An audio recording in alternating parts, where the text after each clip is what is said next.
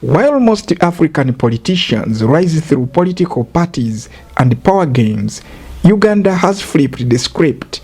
My name is Chagulanyi Sentamu, otherwise known as Bobi Wine. I'm not a politician, I'm a leader.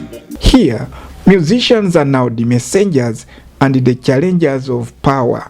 I'm a freedom fighter and a revolutionary. But how did a microphone become mightier than political machinery? You're singing for us the songs, these guys hear them but they can't do nothing. Can you please get there on the floor and speak for us?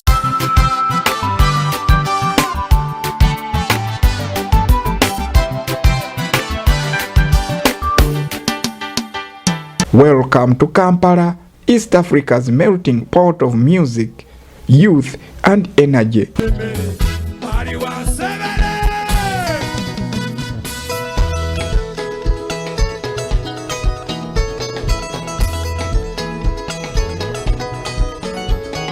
But it's more than a sound.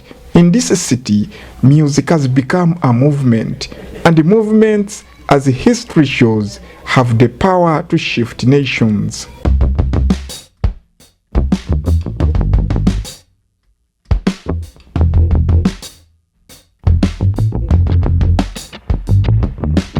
Since the days of File Bongole Lutaya in the 1980s, Ugandan music has told stories that politics could not.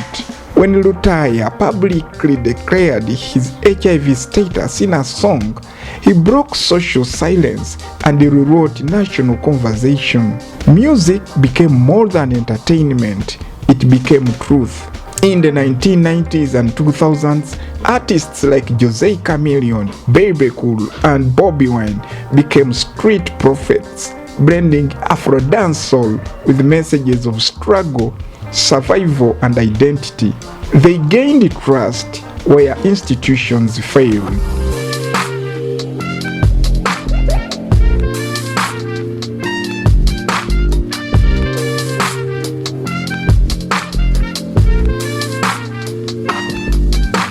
Uganda's political space has long been constrained.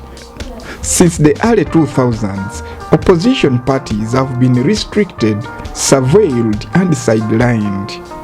Young people, most of whom were born under one president, felt unheard. But the ghetto had a sound. Bobi Wine's transformation from ghetto youth to MP in 2017 was no accident. It was years of trust, truth, and timing.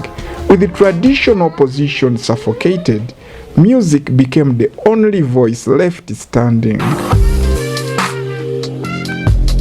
In Uganda, fame travels faster than policy. A hit song can reach more people than a party manifesto.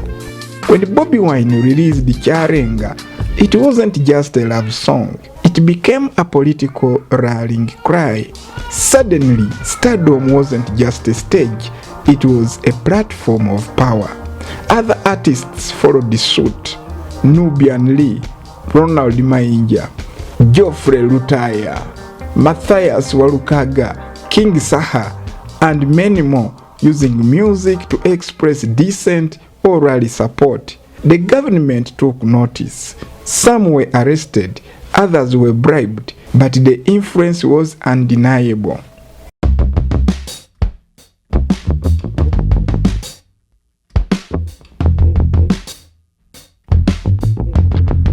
What's happening in Kampala could echo across Africa. In a continent where 70% of the population is under 35, music speaks louder than manifestos. From Nigeria's Falls to Tanzania's Roma Mokatoliki, artists are becoming activists.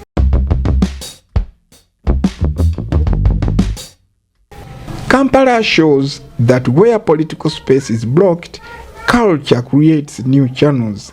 The next revolution may not come from a party, it may come from a playlist.